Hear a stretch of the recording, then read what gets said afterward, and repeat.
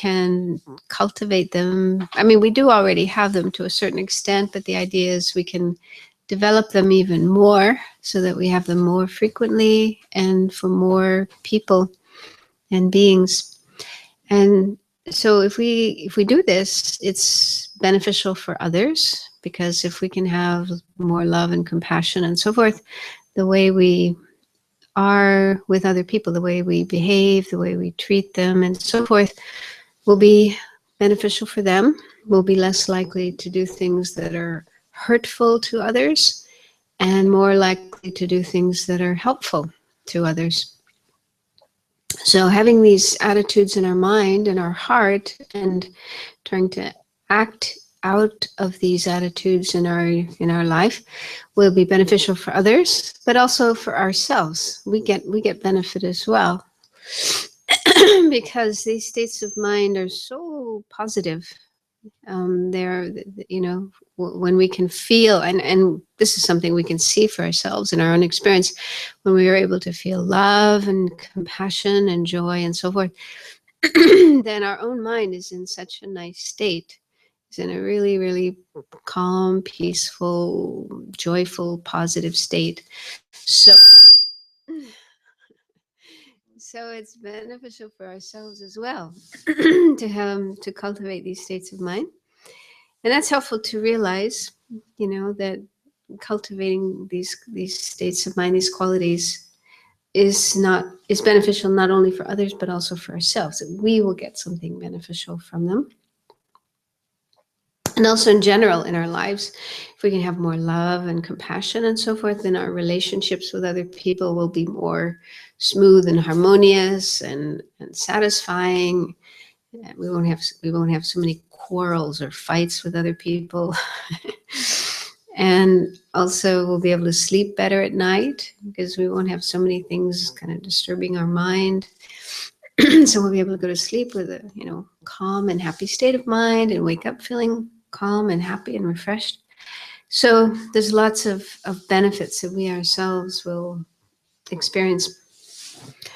So I thought that for tonight, we could start by spending a little bit of time contemplating these 4 immeasurable thoughts and trying to generate them in our mind as much as we can. And then that will sort of put ourselves into a really positive state of mind for then doing the meditation. And hopefully it will help the meditation to go better. So start by making yourselves comfortable.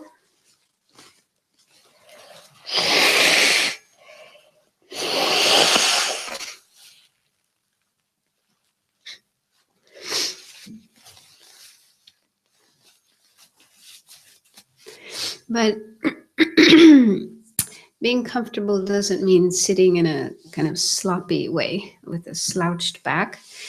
Instead, it's good if you can keep your back straight, as long as it's not uncomfortable, or if you have some back problem and you're not able to straighten your back, then you have to find whatever position does work for you.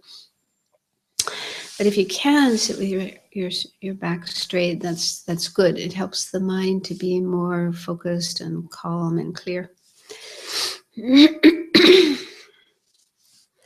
And other than the back being straight, ideally the rest of the body should be relaxed. So we should try to not hold on to tension in any part of the body. Have tight muscles, tight shoulders. Instead, try to let go of the tension. So if you do notice tension anywhere in your body, see if you can let the tension go. One way to do that is to imagine that it melts and then flows down and sinks into the earth beneath us.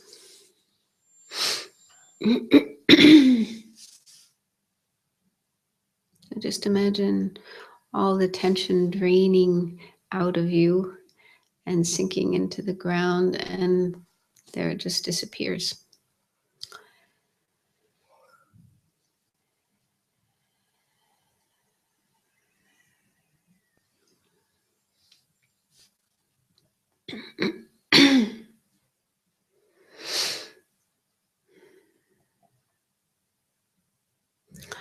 And another point about our posture for meditation with regard to the eyes.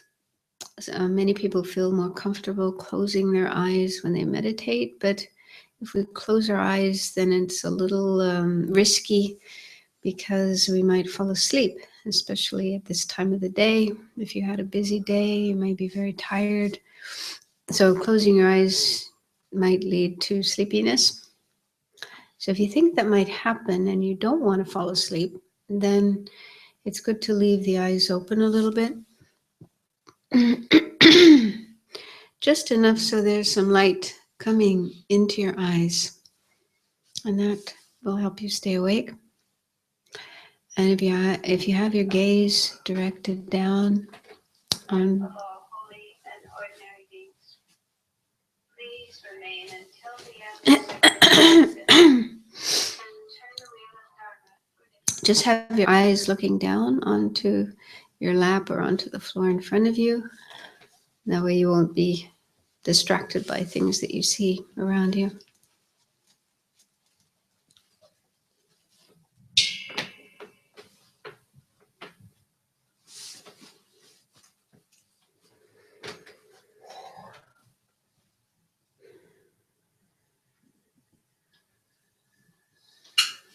And just let your breathing be a natural rhythm.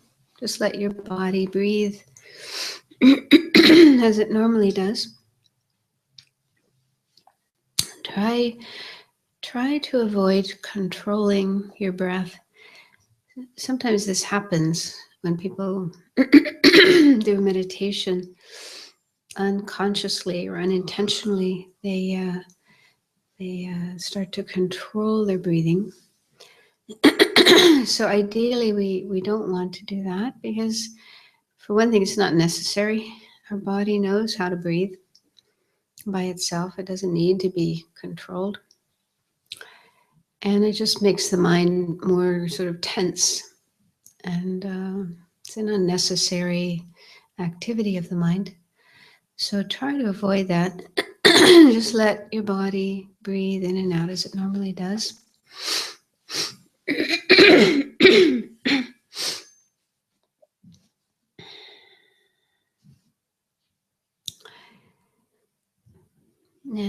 And then before we begin the main part of the meditation, focusing on the breath coming in and going out,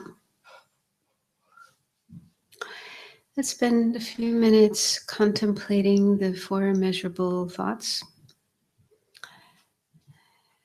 So I will recite the prayer that expresses these four thoughts.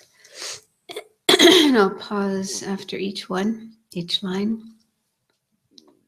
So just spend a few minutes contemplating the words and seeing if you can generate that particular state of mind. Just do the best you can to generate each of these four mental states, four positive thoughts. So the first one is loving kindness.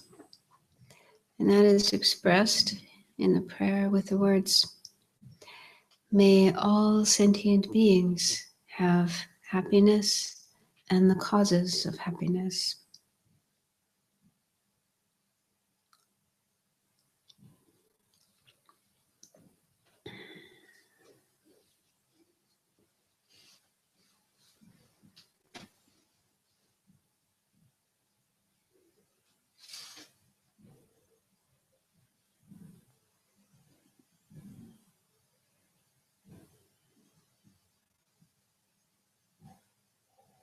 And when we talk about all sentient beings, that includes ourselves. We are a sentient being. We deserve happiness. We deserve love and compassion. So we shouldn't leave ourselves out. So when we generate love and so forth, it means we wish ourselves and everyone else, all living beings, to have happiness and its causes.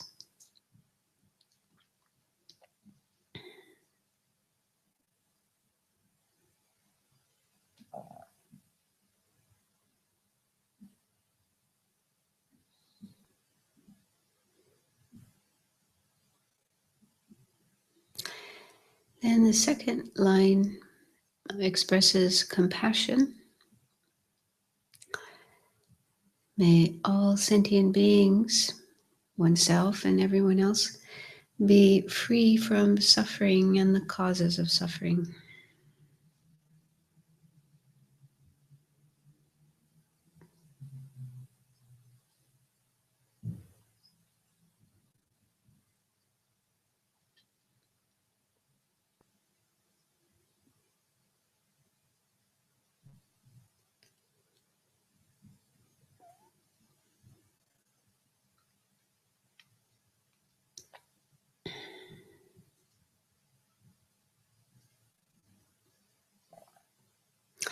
And then the third is joy or rejoicing. May all sentient beings never be separated from the happiness that is free from suffering. So here we wish for ourselves and everyone else pure happiness, the happiness of liberation, the happiness of enlightenment, happiness that's long lasting and genuine and pure.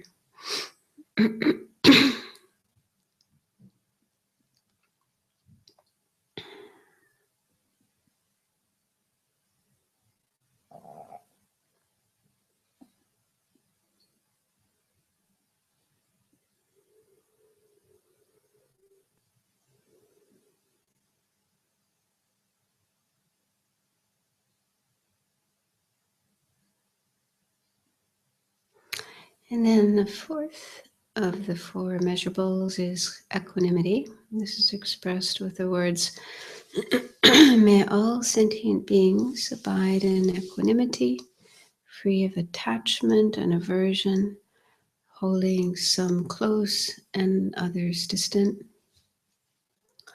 So here we need to understand that if our mind is influenced by attachment, holding some people really, really close, and aversion, pushing some away, not caring about them, then this actually creates a lot of turmoil in our mind and also in our lives. So a better state of mind is equanimity, where we have equal concern and regard for everyone. We're able to see everyone as deserving of our attention and our concern and our good wishes. So if we can have more of that state of mind, our mind will be more calm and peaceful and balanced.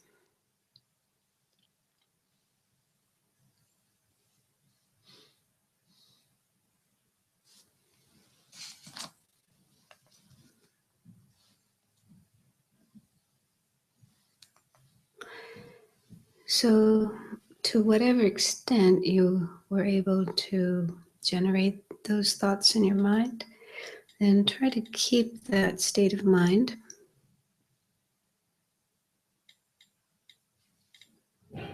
For the rest of the time that we're meditating.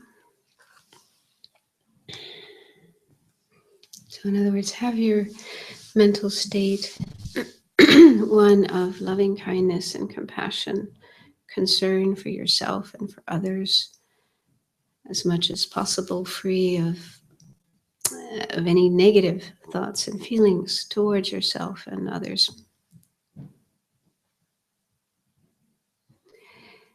And then with that as your state of mind, focus on your breathing, being aware of the breath coming in and going out. If you find it helpful, you can count your breaths. That is a way of keeping your mind more focused on the breath. You can count up to 5 or up to 10 or up to 20 or whatever number you choose, and then go back to 1 each time you reach that number.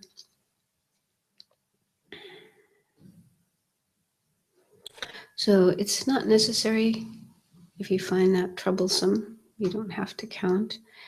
The main thing is just keeping the mind on the breath as much as possible in a steady way, in a stable way. Being aware of each inhalation, each exhalation, then the next inhalation, next exhalation, and so forth. And then if and when your mind wanders away from the breath to other thoughts, memories, thoughts about the future, sounds, whatever other object besides the breath that your mind goes to, as soon as you realize that has happened, disengage from that other object and bring your awareness back to the breath. And even if you have to do that again and again, try not to get frustrated or impatient or discouraged. Understand that it's okay to keep coming back to the breath again and again and again.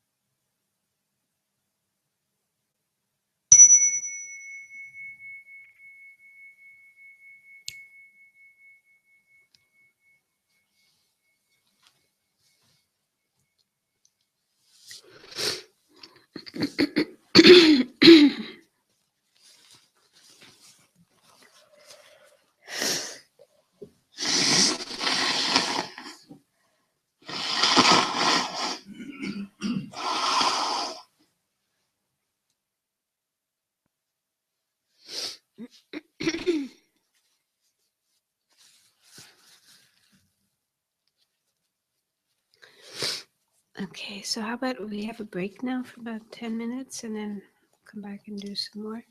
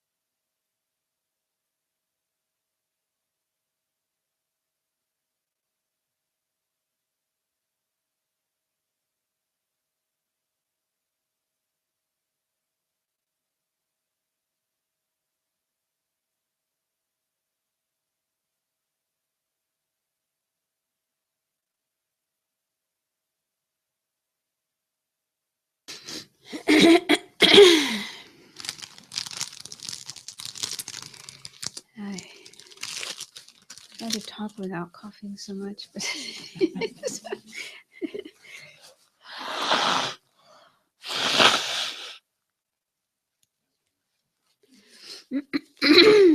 okay. So last week, we were talking about these 4 measurable thoughts, and these are 4 very, very positive attitudes that we can develop towards others and towards ourselves as well. and these 4 states of mind are found in both of the 2 main traditions of Buddhism. So for those of you who aren't so familiar with Buddhism, there's 2 main traditions that developed over the centuries since the Buddha's time. One is sometimes it's called Hinayana, or the more modern term is Theravada, and that's the type of Buddhism found mostly in the Southeast Asian countries, Thailand and Sri Lanka, Burma, and so on. And then the other main tradition is the Mahayana, which is the type of Buddhism that's found more in the northern Asian countries, Tibet, China, Mongolia, Japan, Korea. But the difference between them isn't geographical. Rather, they have different views. Some they have different points of view about some things. Of course, a lot of things would be in common, but they have different points of view about some topics. And probably the main difference is in terms of the goal that one wants to attain, the final goal that one wants to reach as a result of practicing meditation. So in the Theravada tradition, the goal one wants to attain is nirvana, or it's also called liberation. So this is a state where you yourself become free of all suffering and all the causes of suffering: karma, delusions, ignorance, confusion, anger, hate, so on. So you're totally free of suffering and all the things that bring about suffering, mainly delusions and karma. So you're completely free of all those things, and you don't have to take rebirth anymore. You don't have to get sick anymore. You don't have to die anymore. So you're free of all the sufferings of ordinary existence. And then in the Mahayana, the goal that one wants to attain is not just liberation for yourself, freeing yourself from suffering, but you want to free all living beings from suffering. That's your real goal. Your goal is to help all people and living beings to become free of suffering. But of course, to be able to do that for others, you have to do it yourself. You have to get yourself out of suffering and to a state of enlightenment, full enlightenment, or Buddhahood. And once you reach that state, the same state that the Buddha attained, then you have all these qualities and abilities to be able to help others to become free of suffering. So there's a difference then in terms of the goal. In the Theravada tradition, the goal is to free yourself, get yourself out of suffering and achieve this state of peace or nirvana. But they don't have this idea of helping all other beings reach enlightenment as well. It's not that they're lacking in compassion and love, because they do definitely develop love and compassion, but they don't go that further step of taking on the responsibility of helping others as well. So that's in the Mahayana. So in the Mahayana, your way of thinking is, I want to help all living beings become free of suffering and the causes of suffering. And in order to do that, in order to be able to do that, I need to get myself to a state of enlightenment, of Buddhahood, so that I can then help others. So this is the thing that distinguishes the Mahayana and the Theravada, that particular, well, the goal of Buddhahood, but also the attitude of wanting to reach enlightenment, to help all living beings. And that attitude is known as bodhicitta. So the term bodhicitta is a Sanskrit term, and literally it means mind of enlightenment. Mind of enlightenment. But what it really means is this state of mind, this attitude that thinks, I want to become a Buddha, I want to become enlightened, and then work to help all other living beings reach enlightenment as well. So it's a sense of enormous responsibility. You know, you take upon yourself, you take on your own shoulders this responsibility to help all living beings, those who are not yet enlightened, to help them to reach enlightenment. Okay, so the term bodhicitta then refers to that state of mind. And the person who has developed that state of mind and is striving to become a Buddha, to help all living beings, is called a bodhisattva. Have you heard that term? So bodhisattva, again, that's a Sanskrit term. And we don't really have an English equivalent of it, so it's better to just keep it in Sanskrit. Bodhisattva.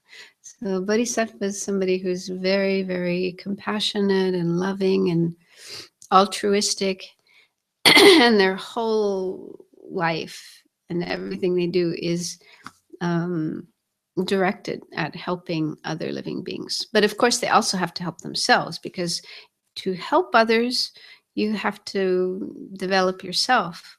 You have to develop certain qualities in yourself, and you have to free yourself from your suffering and so on. But there's a difference, you know, working on yourself, working to achieve liberation for yourself with the wish to help others is different than just wanting to get yourself out of suffering without this attitude of wanting to help all other beings. Does that make sense?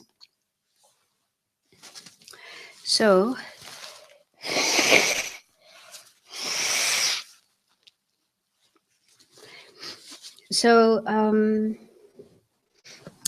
according to the Mahayana teachings, we all have the ability or the potential to develop this attitude of bodhicitta and become a bodhisattva. So this is possible for anyone who wants to.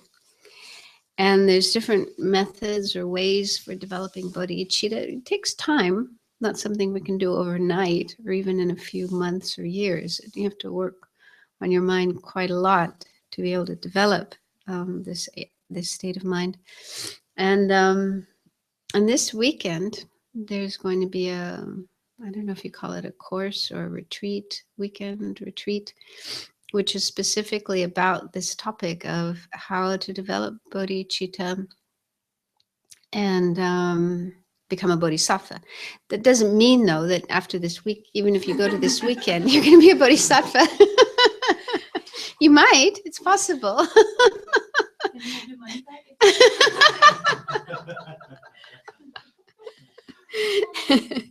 Well, we just have to be realistic, you know. Sometimes people have very unrealistic ideas and expectations that, you know, within a very short time one can become enlightened.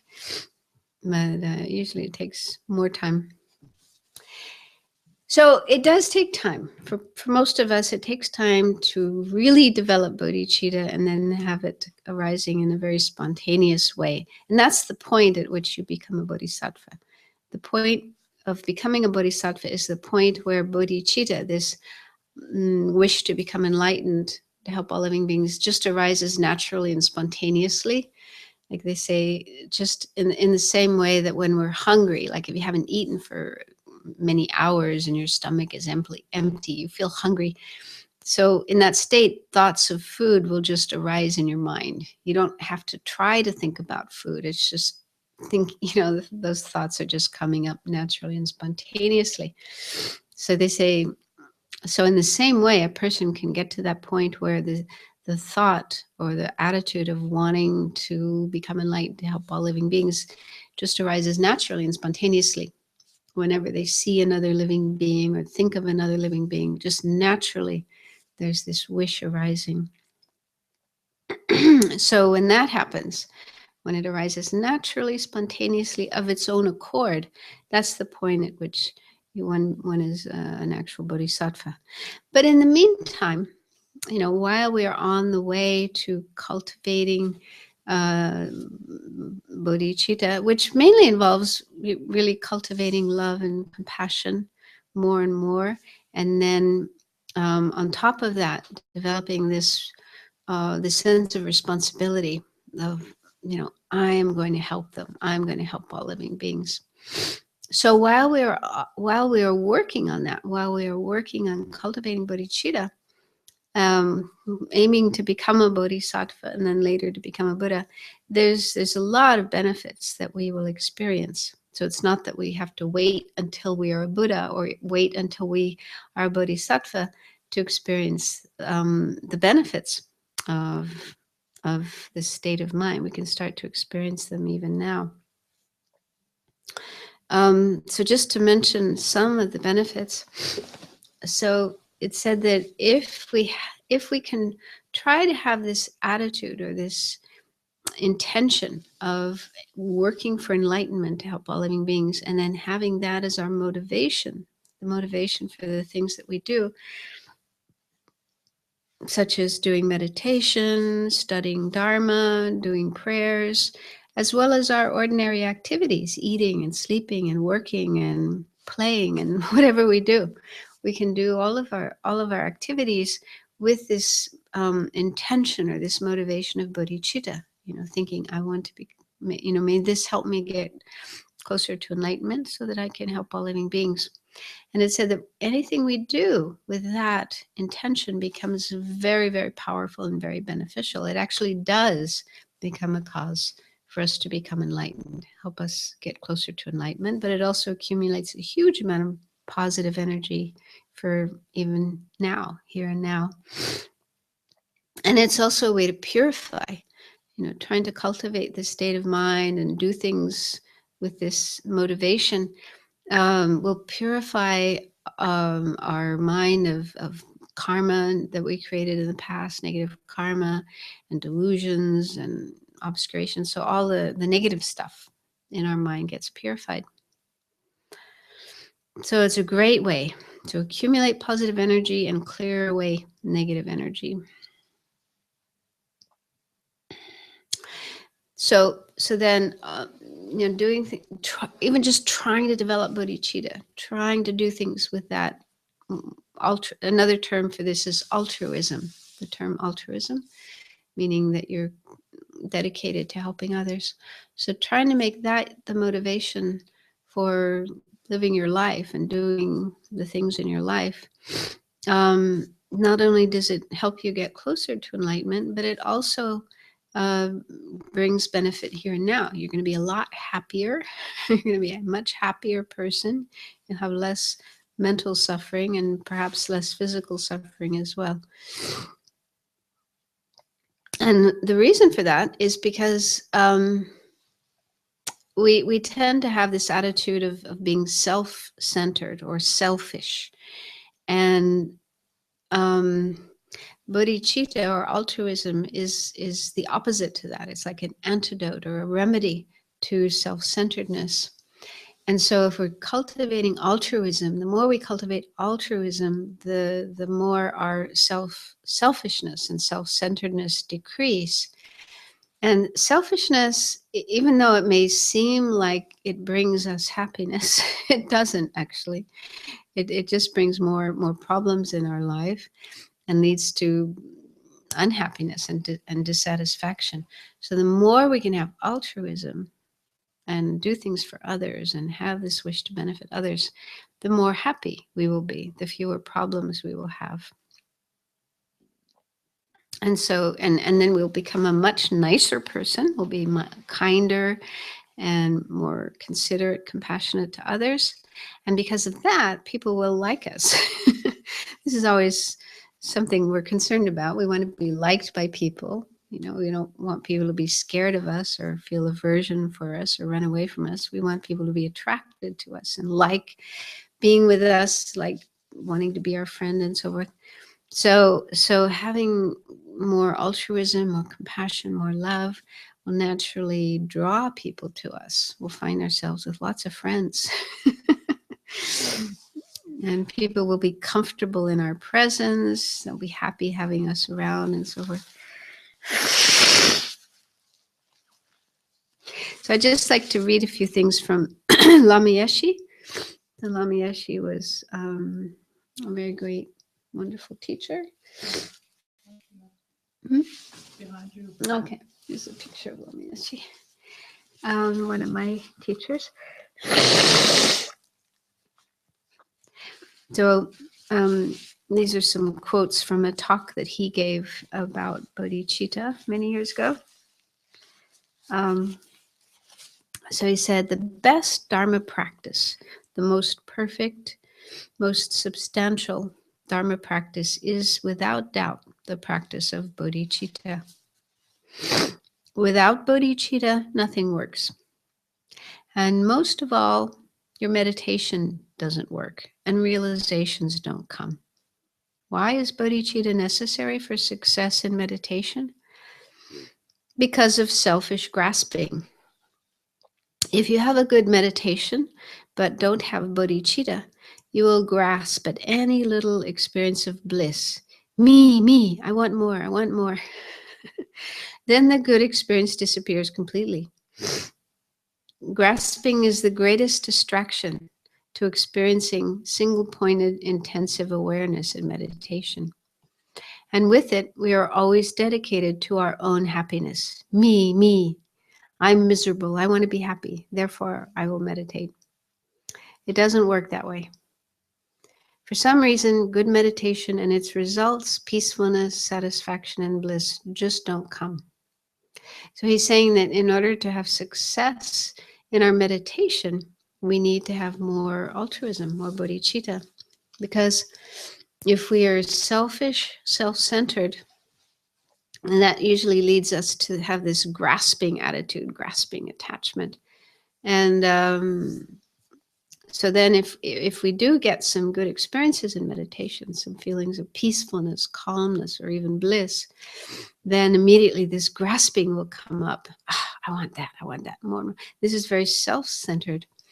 And the grasping at positive experiences in meditation is counterproductive. When we have grasping at these positive experiences, they actually go, they fade.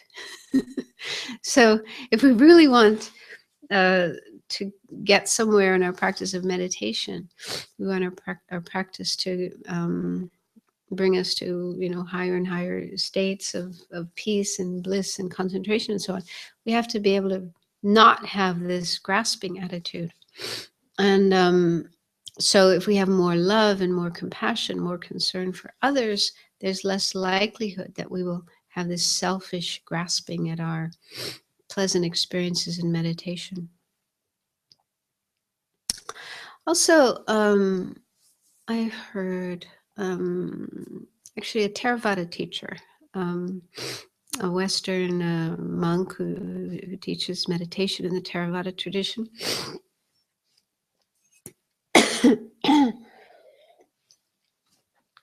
And he said that he notices, because he teaches lots and lots of people to meditate, he notices that people who have more kindness, a natural kindness, usually do better in meditation. And I was thinking about that, and I think it makes sense, because in addition to grasping, another hindrance that can occur in meditation is aversion, dislike and aversion. So, for example, you're trying to meditate and you hear noise, somebody's making noise, and you react with feeling angry and aversion. Does that make sense? Towards the noise. So that disturbs your mind and doesn't enable you to really meditate well. And another way that can happen is with memories. Thoughts, memories of past experiences that you found irritating, or just thinking of people that you don't like. So if those thoughts come up in your mind, then your mind can get into a state of anger and aversion, and then that disturbs the meditation. Also, anger at oneself. That's another thing that can happen, Like I mentioned this before, sometimes we can be really hard on ourselves and we have high expectations of ourselves. We want to be a really good meditator. We want to have certain experiences. And if that doesn't happen, then we may become angry at ourselves, kind of, beating ourselves up for whatever mistakes we make. So there's all kinds of possibilities for anger, aversion, dislike to arise in the mind when you're meditating. And that's a hindrance. That's definitely making your mind disturbed and not allowing your mind to be really calm and clear and peaceful and concentrated. So I think, loving kindness, compassion, altruism is the opposite to anger and aversion. So if you have more love, more compassion, more kindness towards others, but also towards yourself, there's less chance that your mind would be disturbed by anger and aversion during meditation, and then it will be easier to concentrate. So I think that could be another reason why bodhicitta is a very helpful part of meditation. And then he says, another thing he said is, bodhicitta energy is like alchemy. You know alchemy? Anyway, it's something that transforms, a transformational kind of energy. So bodhicitta transforms all your ordinary actions of body, speech, and mind, your entire life, into positivity and benefit for others, like iron transmuted into gold. I think that was the original idea of alchemy, that alchemists would try to transform ordinary metals into gold. So they do say that bodhicitta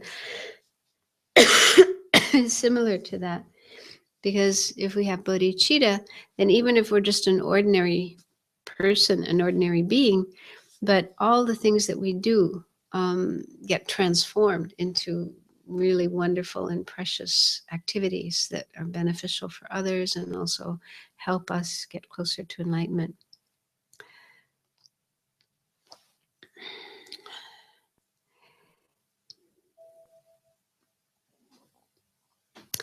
So he says, for example, look at people's faces. Some people, no matter what problems and suffering they are enduring, when they go out, they always try to appear happy and show a positive aspect to others.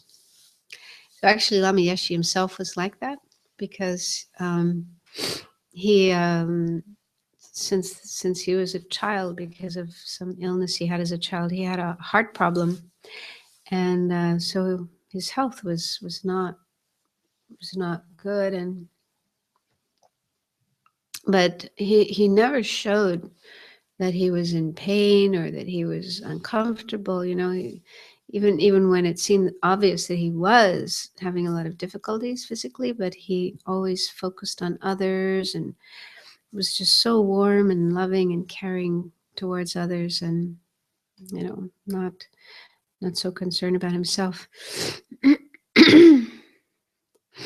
And in this talk, he also spoke about the importance of loving kindness and compassion for oneself.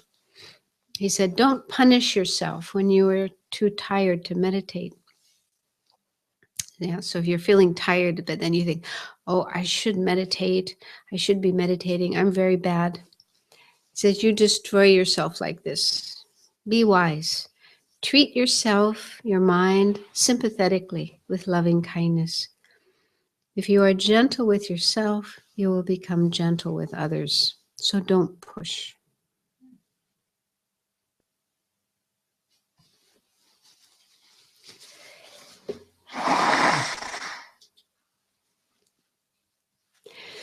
Okay, so as I say, this weekend there'll be a whole course about bodhicitta and how to develop it. So if you're interested, you can come to that.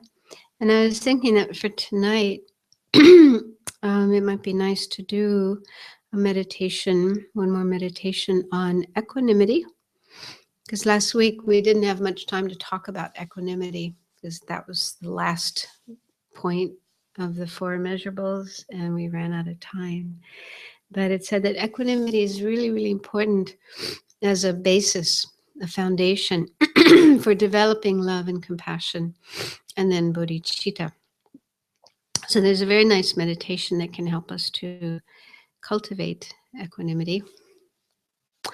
And actually, I was thinking, if you don't mind, because I'm not feeling very good tonight, if we could end early, if we end, because I'm thinking about train times, if we ended at about 8:45, then I'll be able to make the 9:00 train. Otherwise, there's not another train till 9:30. So is that okay? We go till 8:45 and get home a little earlier. Okay, so let's do this meditation.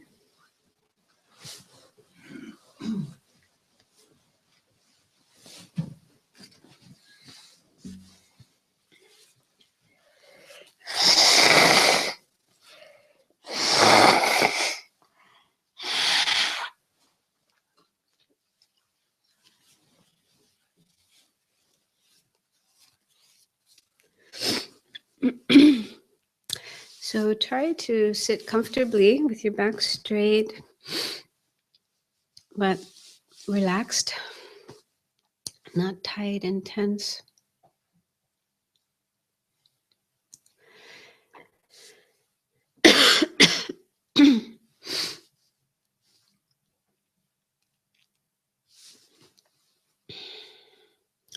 So I'm going to ask you to bring to mind 3 people. One, somebody that you like very much, you have good feelings for. So we call this person a friend, but it could also be a relative. It could be one of your children or a sibling or a parent or your partner. So someone that you find easy to like, easy to have good feelings for. So think of that person and imagine that person in front of you, but a little bit on the left side.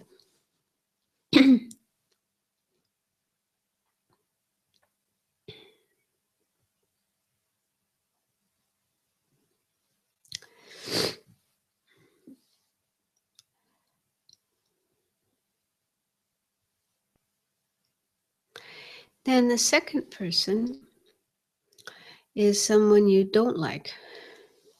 You don't have to think of your worst enemy.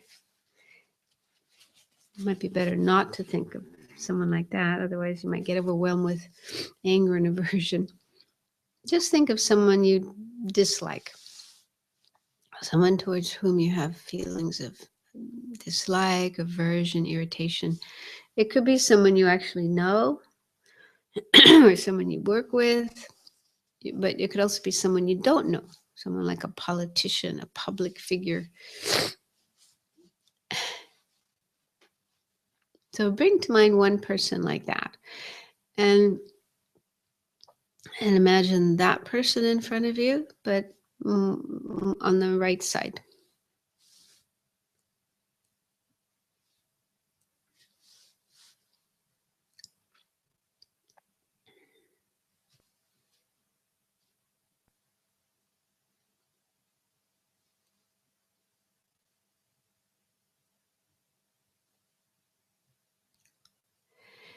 And then think of a third person, this time someone you don't like nor dislike, someone towards whom your feelings are more neutral, neither liking nor disliking.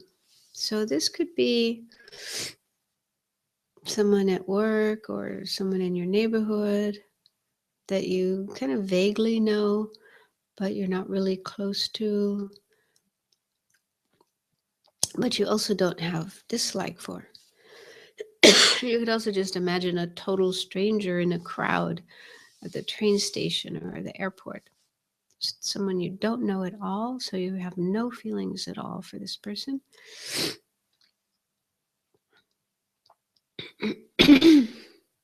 So think of someone like that, and then imagine that person in front of you in the middle between the other two.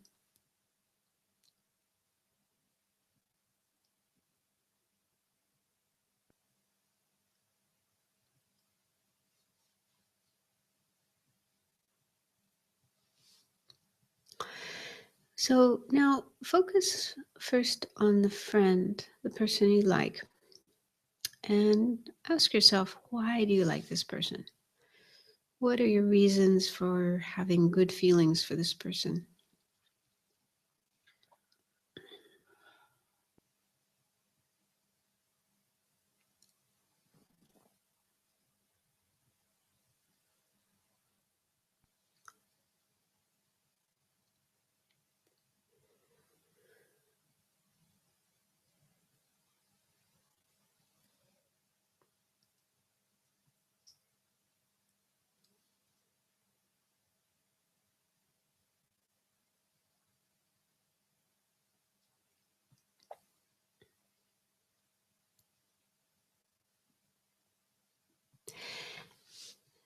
So what you might find there are qualities in the person that you like. But see if you can also detect if your own ego and self concern are involved in your reasons for liking this person. Could it be that this person makes you feel good and does something for you, beneficial for you?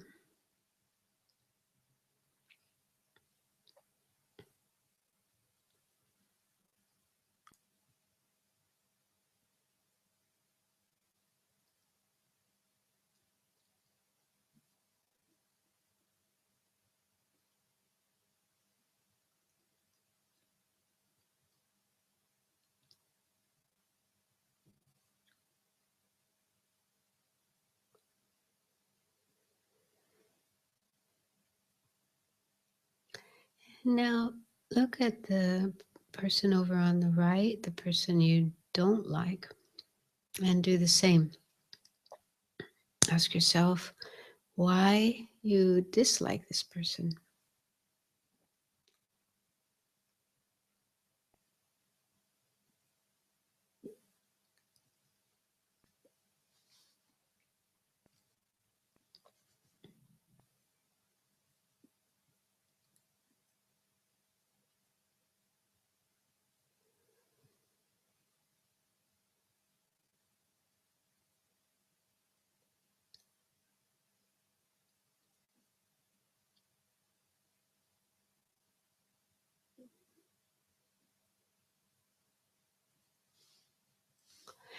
And again, see if you can detect any aspects of self-centeredness, ego.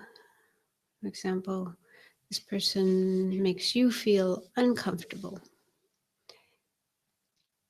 causes problems for you, or they behave in ways that you don't like or don't approve of.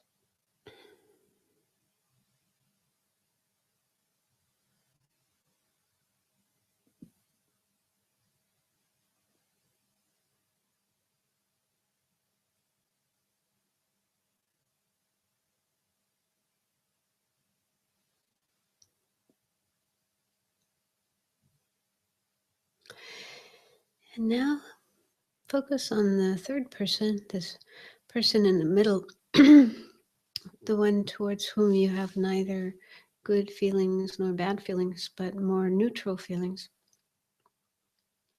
And again, ask yourself why you feel this way.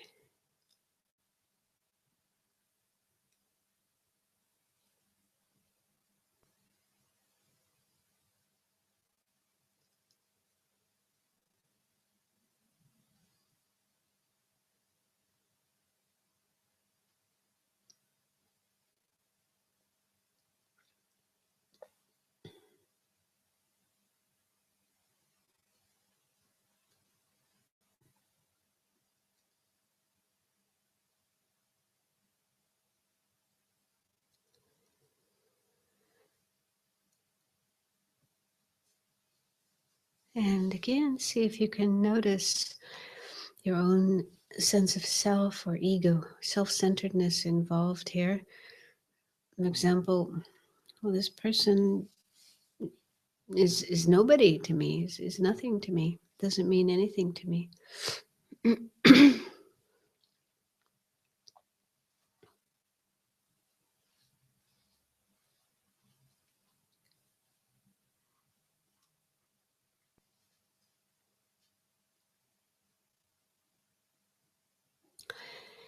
Now, just ask yourself, how do you feel about this situation where you have really positive feelings, warm feelings towards one person, and then very negative feelings towards another person, and then a kind of indifference, uncaring towards another person? Do you feel good about this? Is this something you want to continue to be like?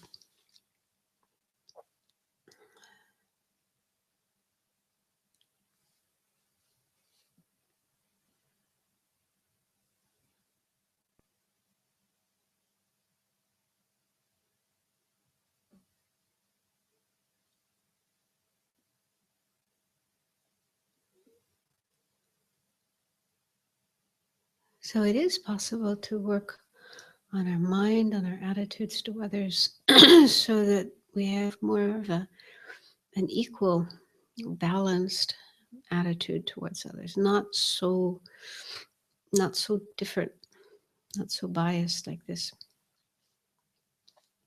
So one way we can do that is to understand that relationships are impermanent.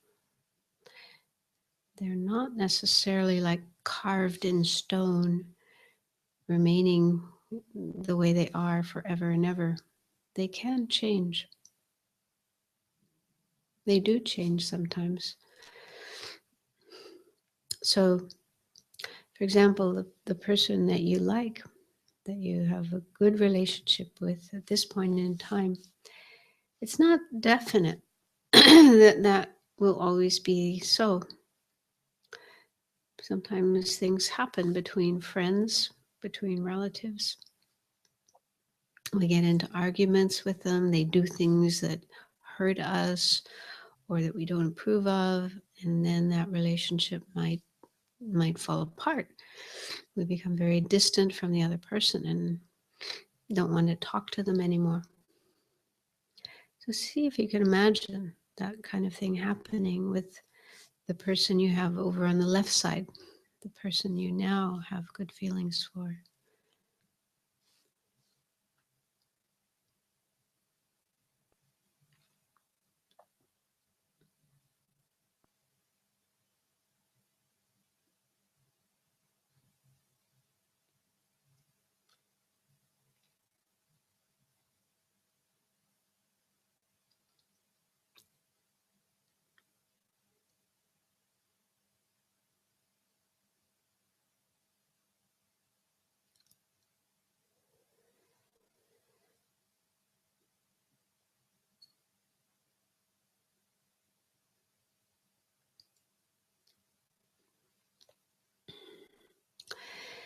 And our relationship with the person over on the right, the one we don't like right now, that could also change.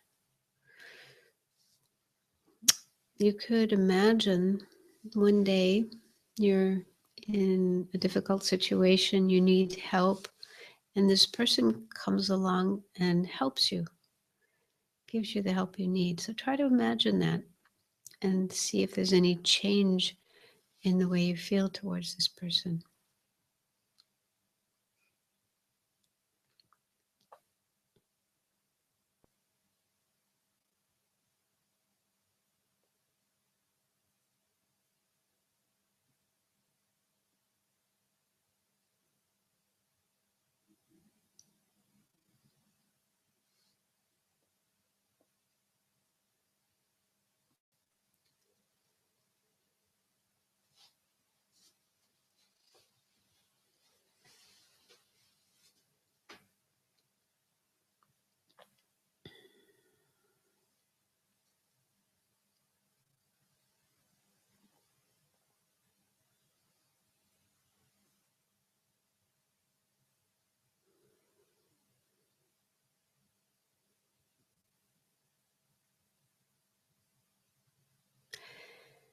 And things could change with the third person as well, the one who's like a stranger right now.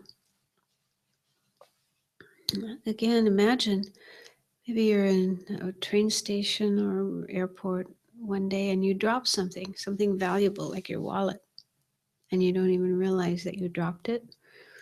And this person sees it and picks it up and gives it to you. Imagine that happening and see if there's any change in the way you feel towards this person.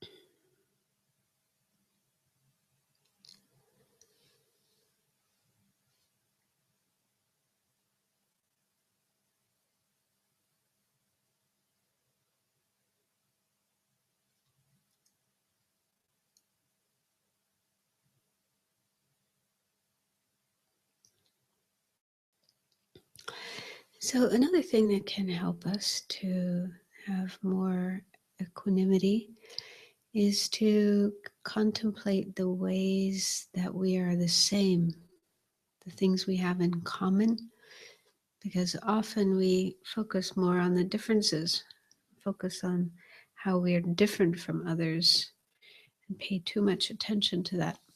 But we sometimes ignore the things we have in common. So, one thing we have in common is that we all basically want to be happy and do not want to be unhappy, to suffer.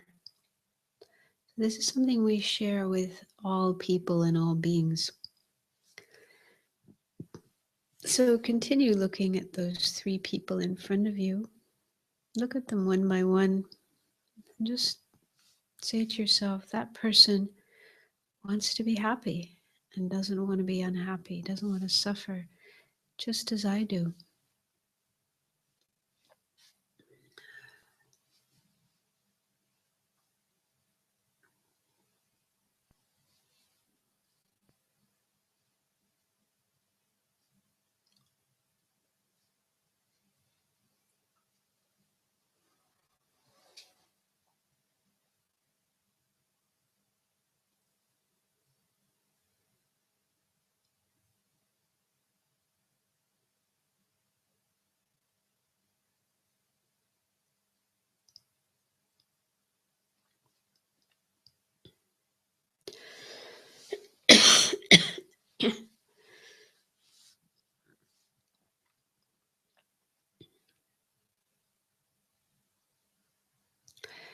Another way we are the same is we all start off our life basically the same way.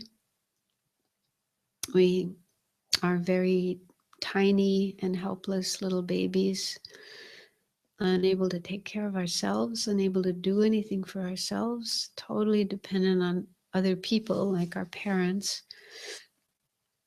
Otherwise, we wouldn't survive.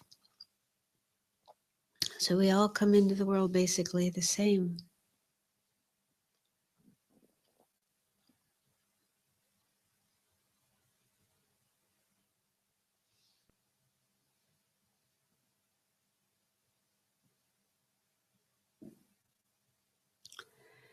And we all have this body that experiences different discomforts, hunger, thirst, heat, cold, sickness, growing old, and eventually dying.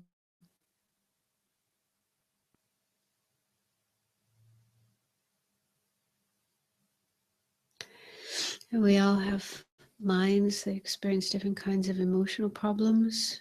We feel grief when we lose a loved one or something we cherish. We would just want to be loved and cared for. We want to be happy.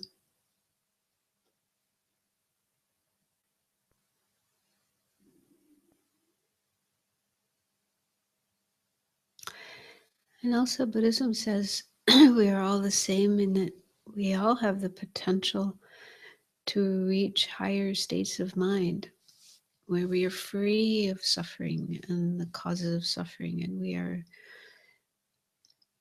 completely happy and peaceful, having only positive qualities in our mind.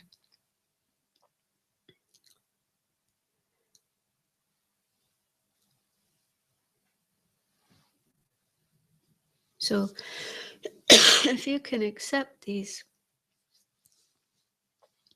ideas, these ways in which we are the same, then see if you can look at these three people in front of you and get a sense that we are not so different from each other.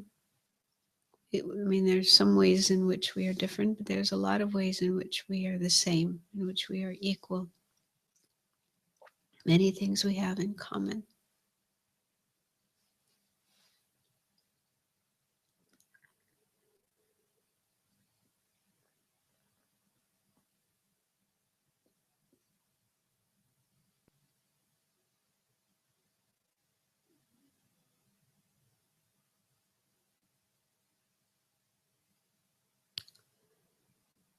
So before we end the meditation, just check to see if having done this meditation has had any effect on your mind, on the way in which you look at these three different people, the way you feel towards them. Has there been any change, even just a little bit of a change, even a lightening, your feelings being less solid and permanent, but a little bit more light and flexible?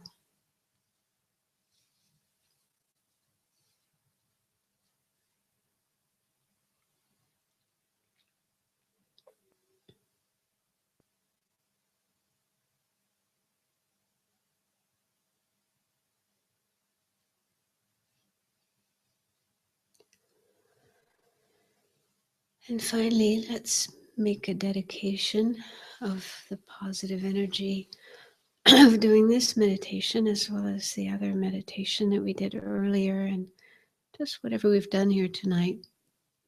We tried to do all these things with good attitude of loving kindness and compassion, wanting to benefit others. So feel confident that we have done good things here tonight. We have created some good energy, and we can share this good energy, this positive energy with all other people and all other beings, wishing that it will bring more happiness and peace to all of them and help all of them be free of suffering and help all of us get closer to enlightenment.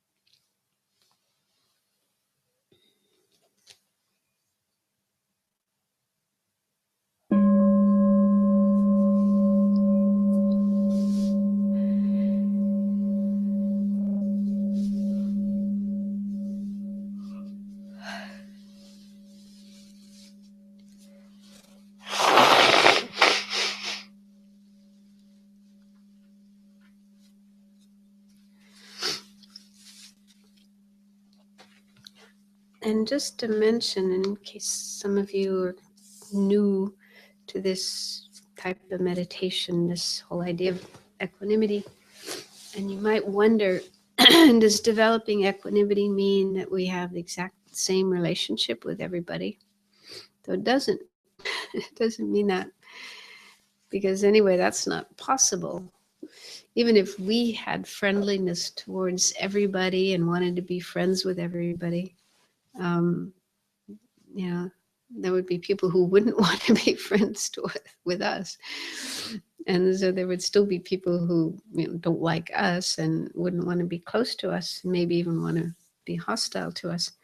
So it's just not realistic that, you know, we're going to make everybody a friend.